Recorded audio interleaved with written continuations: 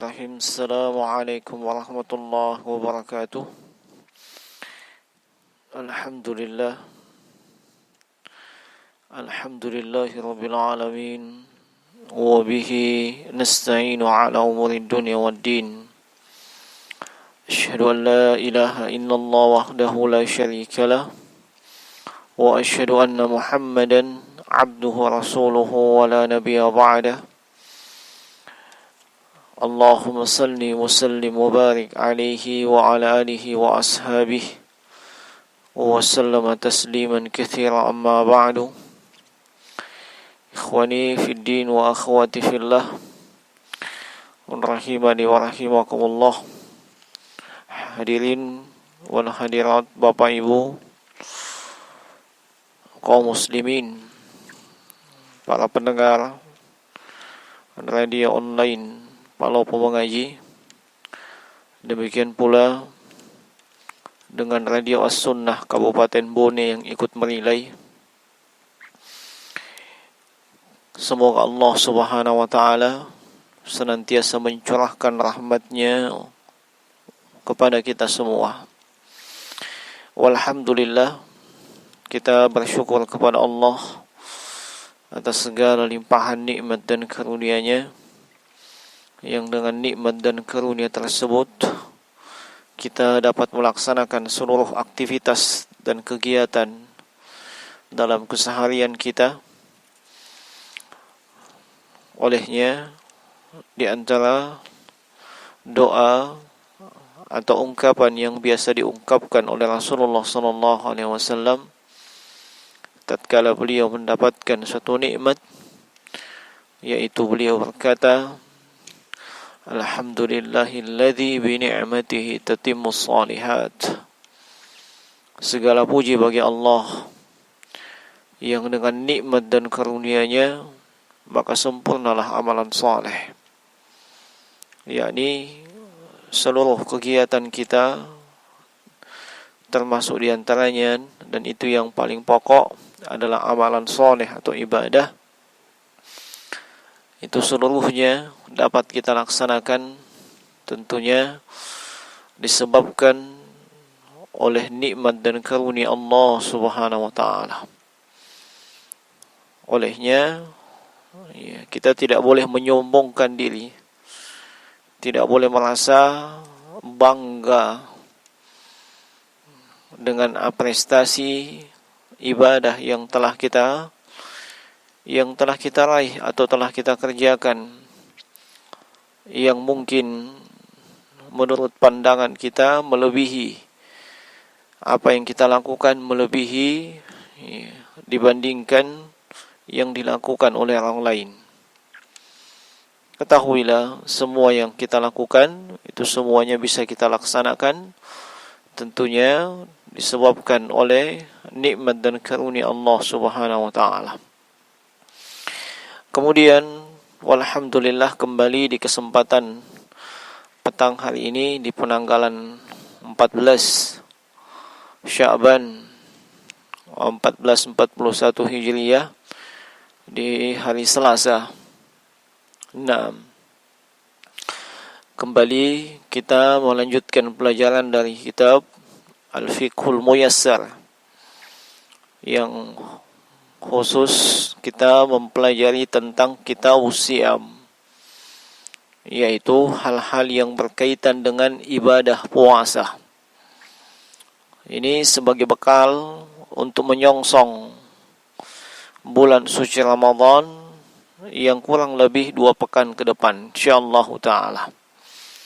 Tentunya kita berharap kepada Allah kita diberikan kemudahan dalam mempelajari, kemudian kita disampaikan ke bulan suci Ramadan, dan yang tidak kalah pentingnya, kita mendapatkan taufik dari Allah Subhanahu wa Ta'ala untuk mengamalkan berbagai amalan ibadah, amalan ketaatan di bulan mulia tersebut. Pada pertemuan sebelumnya kita telah masuk kepada al-a'dzar al-mabiha lil fitri wa muftiratus shaimi, yaitu bab yang kedua ya di kitab Siyam ini tentang halangan yang dibolehkan atau alasan yang dibolehkan untuk berbuka puasa di bulan suci Ramadan. Dan bisa juga kita katakan ini pembahasan tentang siapa saja yang mendapatkan kompensasi atau keringanan untuk tidak berpuasa di bulan Ramadan. Dan di sini ada dua masalah, dua pembahasan yang disebutkan oleh penulis hafizahumullah. Pembahasan yang pertama sudah kita sebutkan pada pertemuan sebelumnya, yaitu uzur yang dibolehkan untuk tidak berpuasa di bulan Ramadan, yaitu yang pertama adalah sakit dan usia yang lanjut. Dan insyaallah kita akan masuk kepada golongan yang kedua, atau mereka yang mendapatkan keringanan untuk tidak berpuasa di bulan Ramadan. As-sani, kata beliau, yang kedua, as-safar. Sebab yang kedua yang merupakan uzur atau halangan atau alasan sehingga seorang muslim itu boleh untuk tidak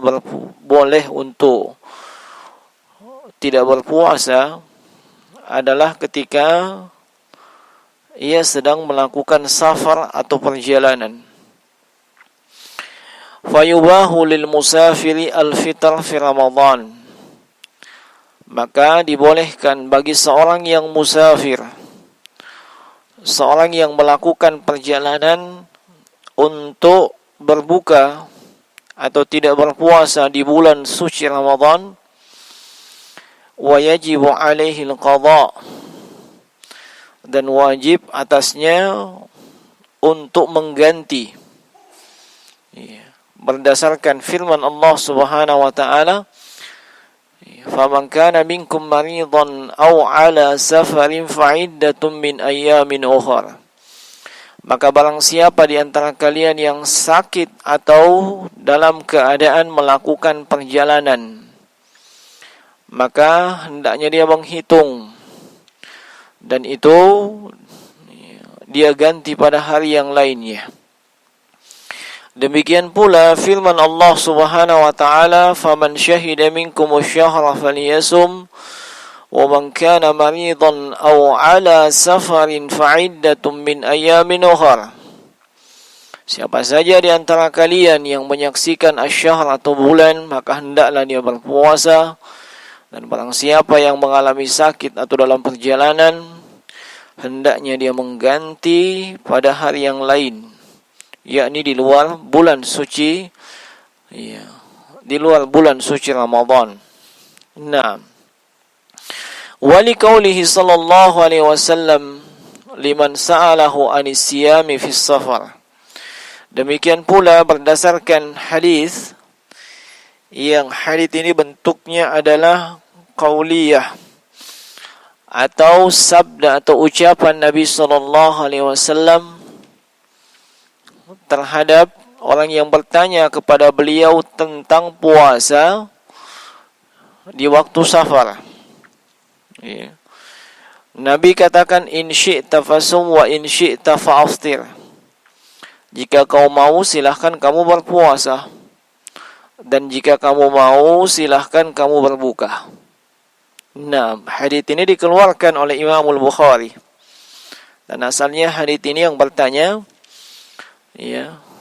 adalah salah seorang di antara sahabat yang banyak melakukan puasa sunat.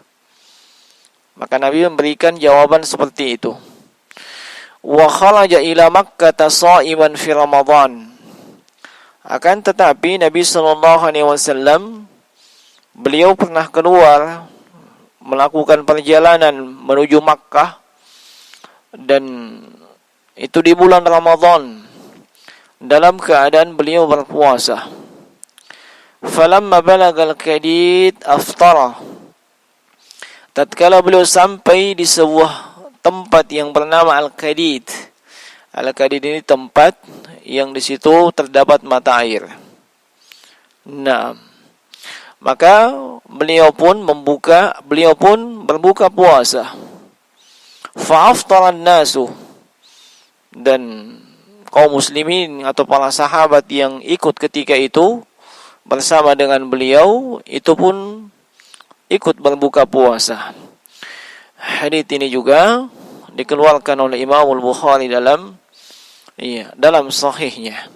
Nah, sehingga sudah ada dua landasan atau dalil bolehnya berbuka puasa bagi seorang yang musafir, yaitu firman Allah Subhanahu wa taala atau ayat dalam Al-Qur'an, kemudian hadits dari Nabi sallallahu alaihi wasallam, dan yang ketiga kita tambahkan adalah ijma' atau kesepakatan para ulama tentang bolehnya seorang yang melakukan safar atau perjalanan atau disebut sebagai musafir itu untuk berbuka puasa.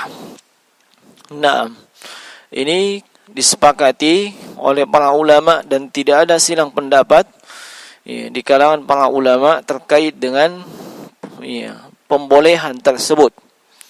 Nah, kemudian jemaah sekalian rahimani wa rahimakumullah, kata beliau, wa yubahu al-fitr fi as-safar at-tawil alladhi yubahu fihi qasru as-salah, dan dibolehkan berbuka pada perjalanan yang panjang, yang perjalanan tersebut membolehkan untuk mengqasar salat.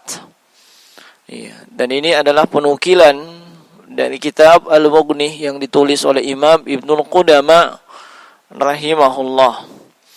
Wa huwa ma yaqdiru bi 48 milan aw hawali 80 kilometran. Dan kata penulis itu kurang lebih 48 mil atau sekitar 80 kilometer.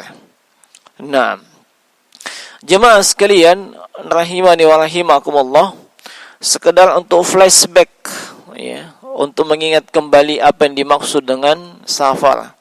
Safar itu adalah meninggalkan kampung halaman atau tempat mukim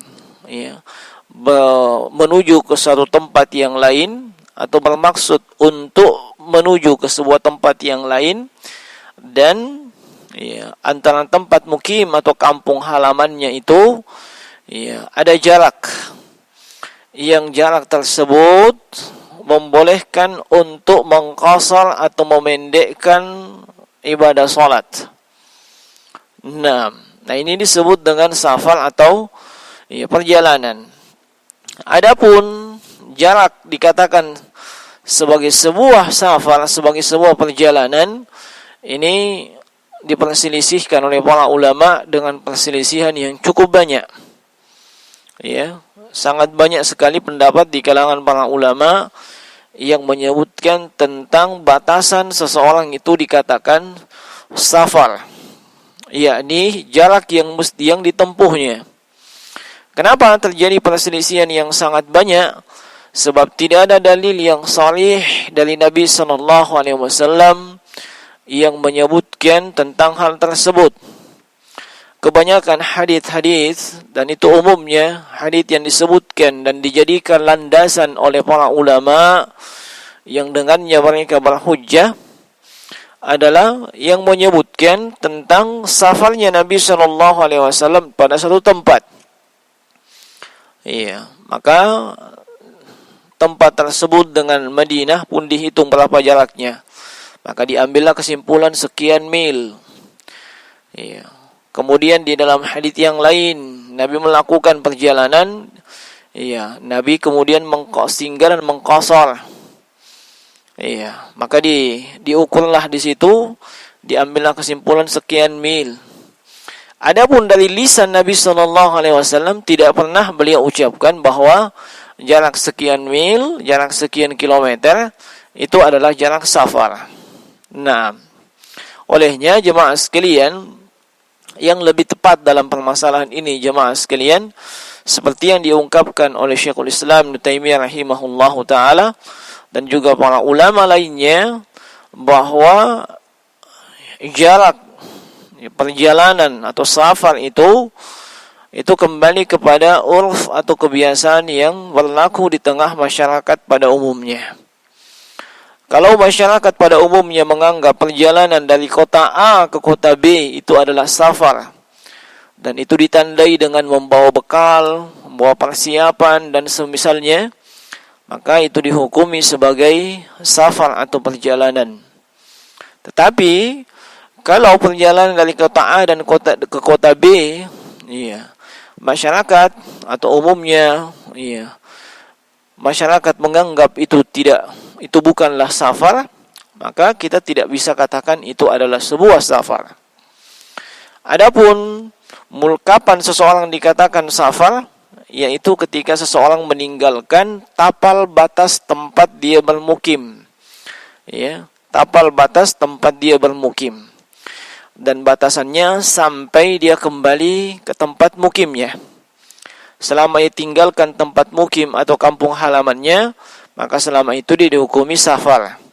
Kecuali kalau dia berniat mukim di tempat tujuannya. Kecuali kalau dia berniat mukim di tempat tujuannya. Nah, adapun yang disebutkan oleh penulis di sini, ini adalah salah satu pendapat dari kalangan para ulama yang menyebutkan bahwasanya itu sekitar bisamaniyati wa arba'ina milan, sekitar 40 mil, hawali 80 kilometran, sekitar 80 kilometer. Nah, jemaah sekalian rahimani wa rahimakumullah. Kemudian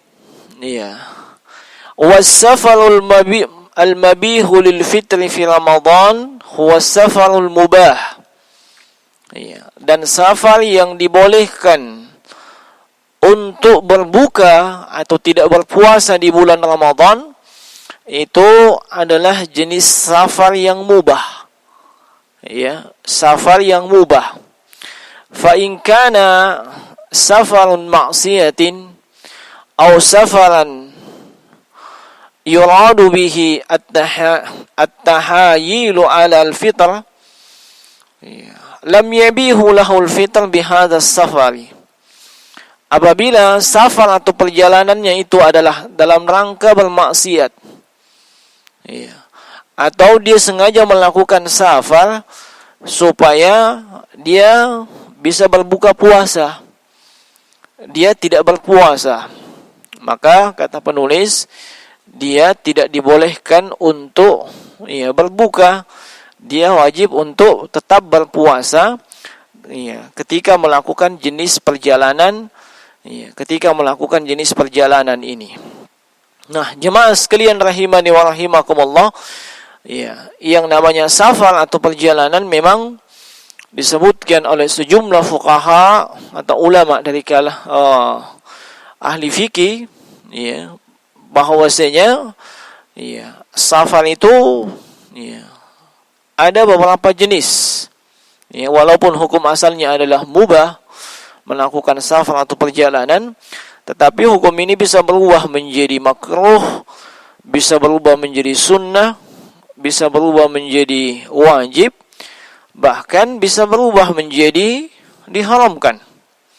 Tergantung illah, tergantung sebab atau alasan yang merubah hukum asal tersebut. Termasuk di antara ilahnya adalah ketika niat dan tujuannya melakukan perjalanan itu adalah sesuatu yang dihukumi sunnah, makruh, haram ataupun wajib, maka itu akan berubah juga. Sebagaimana yang menjadi kaidah baku di kalangan para ulama, al-umur bi maqasidiha. Setiap urusan itu dihukumi sesuai dengan tujuannya. Nah, dihukumi sesuai dengan tujuannya. Dan al-hukmu yadullu 'alillah. Hukum itu berputar bersama dengan adanya illah atau alasan. Wujudan wa adaman. Adanya hukum atau tidak adanya hukum itu sangat terkait dengan illah atau alasan atau indikator yang menyebabkan terjadinya atau tetapnya perubahan hukum tersebut. Nah, asalnya safar adalah sesuatu yang mubah. Kadang dia bisa menjadi haram ketika seseorang melakukan safar atau perjalanan dalam rangka bermaksiat. Misalnya ada yang mau melakukan safar untuk merampok, untuk mencuri, atau ingin menghadiri sebuah acara maksiat, sebuah acara dosa, atau ingin menuju ke tempat lain untuk membunuh kaum muslimin dan yang semisalnya, maka ini dihukumi sebagai safar yang diharamkan. Dihukumi sebagai safar yang diharamkan. Sebab di dalam safar tersebut terkandung hal-hal yang berbau maksiat dan dosa. Nah, dengan adanya hal tersebut maka hukumnya pun berubah menjadi safar yang diharamkan. Nah, dan di sana ada safar yang dimakruhkan. Misalnya seorang yang melakukan perjalanan seorang diri, Kemudian di sana ada safar yang disunnahkan, seperti mereka yang hendak melakukan perjalanan ibadah umrah misalnya, atau safar yang hukumnya wajib, seperti misalnya ingin melaksanakan ibadah haji, Asalnya safar yang mubah seperti orang yang hendak melaksanakan atau ingin melakukan transaksi, perdagangannya adalah perdagangan yang halal yang mubah, maka itu hukum asalnya adalah mubah. Nah, di sini penulis membedakan antara safar yang mubah dengan safar yang di dalamnya mengandung maksiat. Safar yang dalamnya mengandung maksiat atau dosa atau mengandung tipu daya. Nah, adapun yang mengandung maksiat dan tipu daya ini dia tidak boleh untuk mendapatkan keringanan atau dia tidak mendapatkan keringanan. Sebagaimana safar yang hukumnya mubah atau safar yang hukumnya sunnat ataupun wajib. Kenapa demikian? Sebab para ulama itu memandang atau berpendapat bahwa dia mendapatkan keringanan pada safar yang hukumnya haram, itu sama saja dia mendapatkan keringanan, untuk mendapatkan keringanan dan kemudahan atau mempermudah dia melakukan maksiat dan dosa yang menjadi tujuan daripada safar atau perjalanannya tersebut. Nah, dan ini merupakan pendapat jumhur ulama, merupakan pendapat Imam Malik, Imam Syafi'i dan Imam Ahmad bin Hanbal. Nah, adapun Imam Abu Hanifah, itu tetap membolehkan, tetap mendapatkan rukhsah atau keringanan. Namun yang lebih tepat insyaallah taala adalah pendapat jumhur ulama, Adapun safar yang dalamnya mengandung maksiat, dosa, maka dia tidak mendapatkan keringanan untuk berbuka. Sebagaimana dia tidak mendapatkan keringanan untuk mengqashar salatnya. Nah, termasuk dalam hal ini safar yang tujuannya dia hendak menipu. Maksudnya menipu, dia tidak mau berpuasa sebenarnya. Maka supaya dia keluar dari hukum puasa, mendapatkan keringanan supaya tidak puasa, dia pun melakukan perjalanan. Dia melakukan safar. Maka yang seperti ini seolah-olah dia menipu, seolah-olah dia hendak menipu. Dia tidak mau berpuasa. Maka dia cari alasan supaya dia ini tidak berpuasa. Dan Allah Maha tahu apa yang menjadi maksud dan tujuannya. Walaupun terkadang dalam kondisi tertentu seseorang itu memang terpaksa dia melakukan sebuah perjalanan di bulan Ramadan. Terpaksa melakukan perjalanan di bulan Ramadan.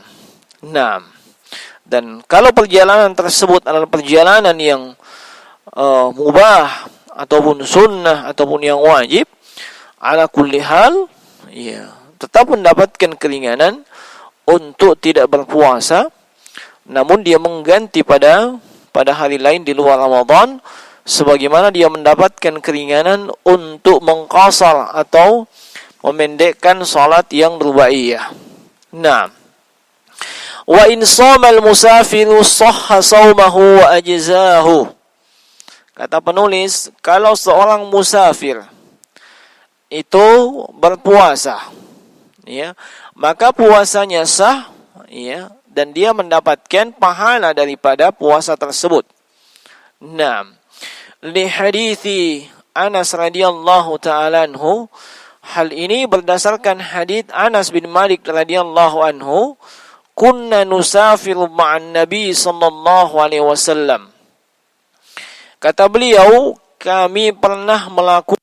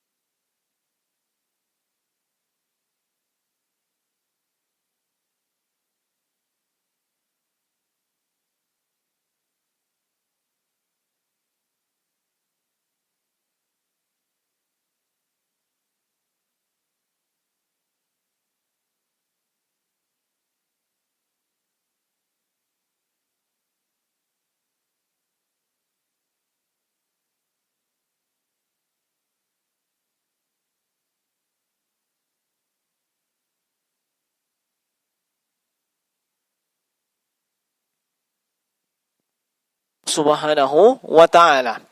Lianna Nabi sallallahu alaihi wasallam ra'a fi safari rajulan sha'iman qad dhullila alaihi min shiddatil har. Alasannya kenapa? Sebab dulu Nabi sallallahu alaihi wasallam beliau pernah melihat di dalam sebuah perjalanan beliau seorang laki-laki yang melakukan puasa, seorang laki-laki yang berpuasa. Laki-laki ini dinaungi, dinaungi, disebabkan cuaca yang sangat panas ketika itu.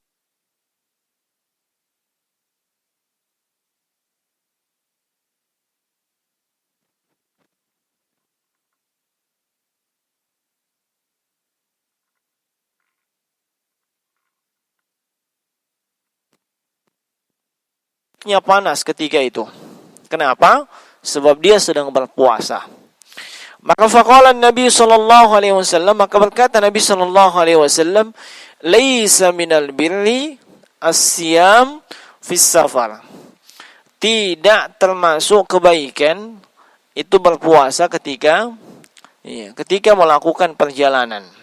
Nah, ini jemaah sekalian, golongan yang kedua yang mendapatkan keringanan untuk tidak berpuasa di bulan Ramadan, yaitu mereka yang sedang melakukan safar, atau perjalanan.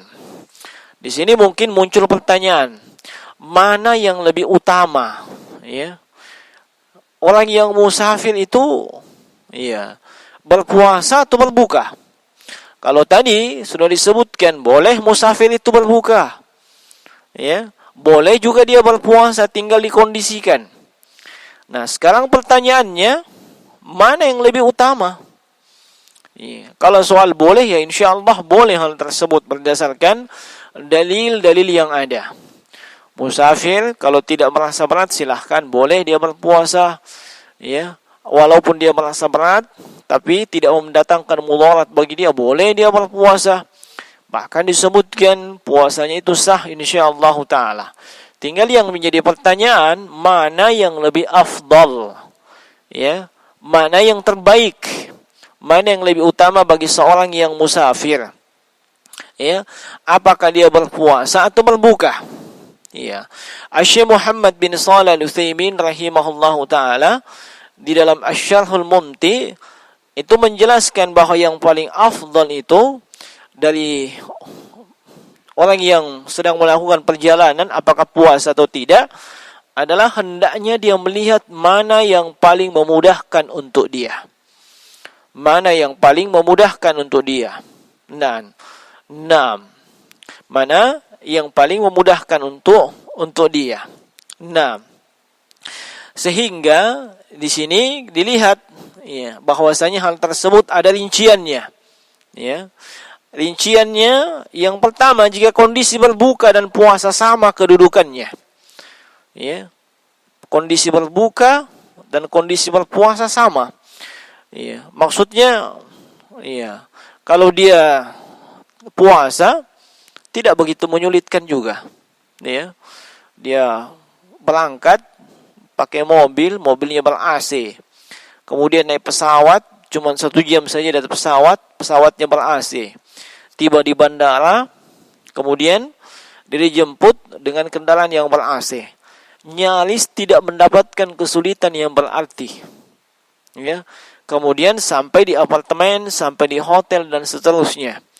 Iya, yang mana kita tahu di apartemen atau di hotel, ya tentunya fasilitasnya mumtaz. Ya, tidak sama dengan fasilitas yang di wisma atau losmen. Ya. Nah, nyaris tidak ada kesulitan. Ya, mudah ketika itu untuk berpuasa. Nah, maka yang mana yang lebih utama ketika itu? Ya, maka dalam kondisi seperti ini kata Syekh rahimahullahu taala, ya, itu dia lebih baik untuk berpuasa. Musafir yang seperti ini dia lebih baik untuk berpuasa. Ya. Kenapa? Ya, boleh sebutkan beberapa alasan. Alasan yang pertama, sebab itu dilakukan oleh Nabi sallallahu alaihi wasallam, yaitu berpuasa di saat perjalanan. Iya, berpuasa di saat melakukan perjalanan. Nah, kemudian dengan berpuasa tersebut, tanggung jawab dia terhadap ibadah puasa itu, iya, lebih cepat dia selesaikan dibandingkan kalau dia berbuka dan tidak puasa lalu menggantinya pada hari yang lain. Nah, kemudian alasan yang ketiga, iya, ini yang paling mudah, ya, dia safar, ya, penuh kemudahan. Tentunya itulah yang paling mudah, ya, maka tentunya inilah yang terbaik. Dan yang keempat alasannya, sebab dia ketika itu walaupun dalam keadaan musafir, dalam keadaan perjalanan, dia berpuasa di bulan Ramadan. Ya, tentunya bulan Ramadan itu lebih afdal dia melakukan puasa dibandingkan di luar Ramadan. Kemudian alasan yang lain, ketika dia melakukan puasa di bulan Ramadan, suasana dan kondisi itu mendukung. Ya, sebab umumnya kaum muslimin sedang berpuasa. Ya, umumnya kaum muslimin sedang berpuasa. Suasana benar-benar terasa. Ya, berbeda halnya ketika dia berpuasa di luar Ramadan. Begitu banyak godaan, cobaan. Ya. Nah, sebab kaum muslimin asalnya tidak puasa. Ditambah lagi mungkin ya hanya sendirian dia berpuasa. Ini tentunya akan berat dilaksanakan. Nah, kemudian kondisi yang kedua, jika memang dia berat berpuasa, ya, maka lebih diutamakan kalau dia tidak berpuasa. Ya, kalau dia memang merasa berat. Ya. Ya. Nah, dia merasa berat untuk berpuasa. Dan kondisi yang ketiga, ketika tingkat kesulitannya itu semakin berat, semakin mendatangkan mudarat, dan dikhawatirkan bisa terjerumus ke dalam kebinasaan atau kematian, maka di saat ini justru dia diharamkan untuk berpuasa. Ya, Allah Subhanahu wa taala berfirman, "Wala tulqu aydikum ila tahlukah." Dan jangan kalian jerumuskan diri-diri kalian ke dalam kebinasaan. Nah, ini jemaah sekalian rahimani wa rahimakumullah. Sehingga sekali lagi bagi mereka yang musafir hendaknya memperhatikan kondisi dan keadaannya. Memperhatikan kondisi dan keadaannya. Nah, mana yang ringan untuknya maka itu yang dia laksanakan. Nah, dan lebih cepat dia menunaikan tanggung jawabnya sebagai seorang muslim untuk berpuasa di bulan Ramadan, tentunya itu lebih ditekankan. Ala kulli hal, secara hukum asal seorang yang musafir itu mendapatkan keringanan untuk tidak berpuasa. Kemudian yang ketiga, as-salis al-haid wan nifas. Golongan yang ketiga yang dibolehkan untuk berbuka di bulan Ramadan atau tidak berpuasa adalah wanita yang mengalami haid dan nifas. Fal mar'atul lati ataha al-haid aw an-nifas tuftir fi Ramadan wujuban wa yuharrimu 'alaiha as-shaum. Kaum wanita yang mendapatkan haid di bulan Ramadan atau mengalami nifas di bulan Ramadan, maka wajib wanita ini untuk berbuka.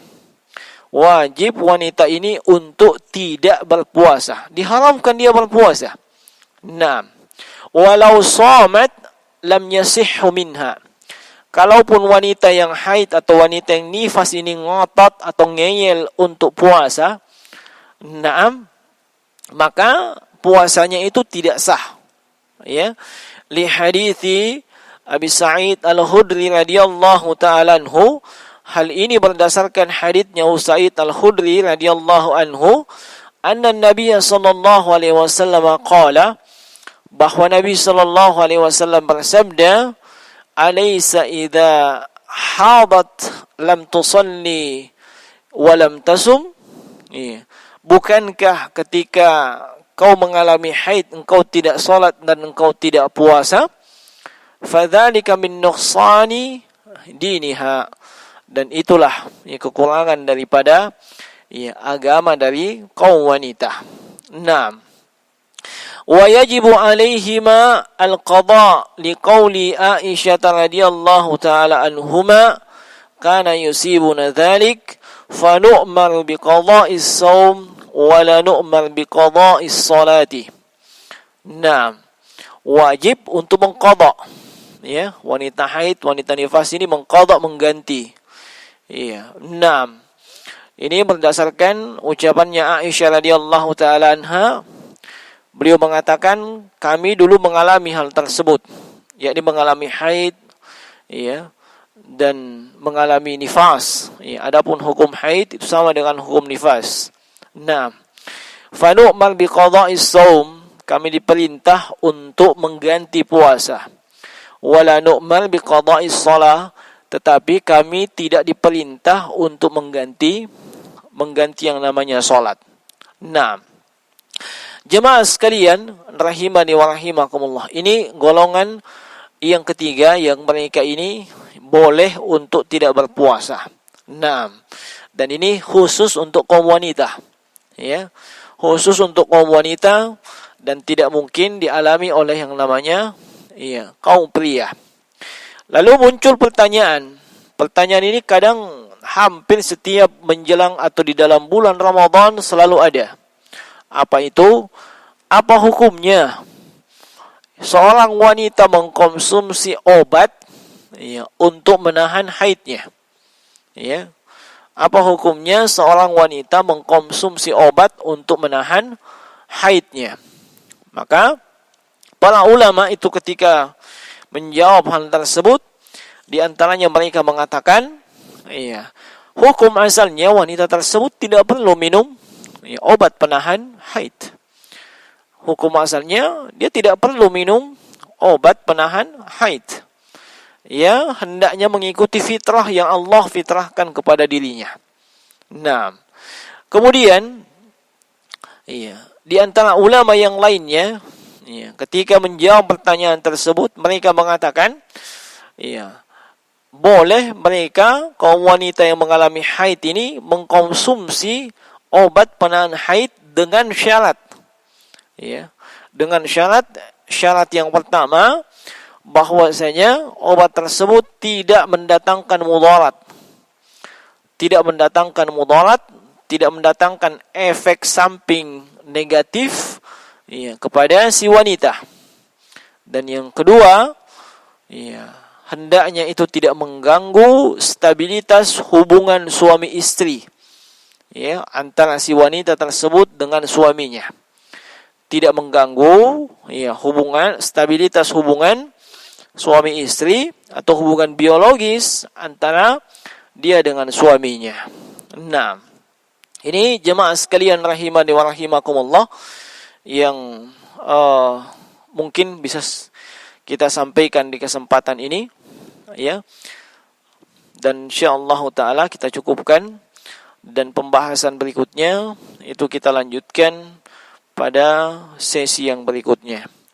Demikian yang bisa kita sampaikan, mudah-mudahan bermanfaat, dan yang benar itu hanya datang dari sisi Allah Subhanahu wa taala, yang salah itu dari sisi kami, dan kami mohon maaf jika ada ungkapan atau kalimat yang tidak berkenan.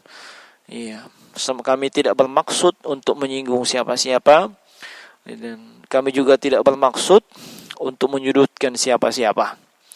Subhanakallahumma bihamdika, asyhadu an la ilaha illa anta, astaghfiruka wa atubu ilaik. Wa sallallahu ala nabiyyina Muhammadin wa ala alihi wa sahbihi wa sallam. Assalamualaikum warahmatullahi wabarakatuh.